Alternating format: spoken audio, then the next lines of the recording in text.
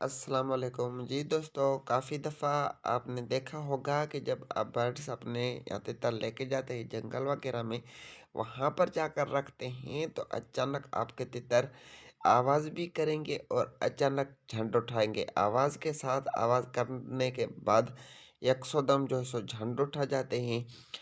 या के तितरों के साथ रखेंगे, तितर के साथ जवाब भी देंगे वहाँ पर आवाज़ करके या दूसरे तितर की आवाज़ सुन के उसके बदले में आवाज़ देकर फिर वहाँ पर झंडा उठाएँगे।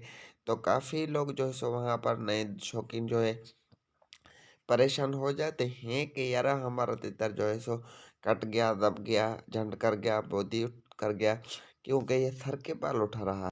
कई दफ़ा और काफ़ी लोगों के साथ ऐसा होता है और वो लोग परेशान हो जाते हैं। इसी परेशानी में आकर वो जो है सो अपने अच्छे खासे तितर से हाथ धो बैठते हैं या उसको कम दाम में सेल कर देते हैं। तो मेरे भाई कभी भी ऐसी सूरत में, ऐसी सिचुएशन में आपने परेशान नहीं होना, क्योंकि जब ऐसी मौसम होती है, कच्ची मौसम होती है या काफ़ी परिंदे ऐसे होते हैं आवाज़ करके झंड करते हैं, तो वो किसी ऊपर किसी परिंदे को, बाज को, हिल को देकर उसी से झंड उठाते हैं। बाकी जो है उनमें कोई ऐसा मसला नहीं होता है।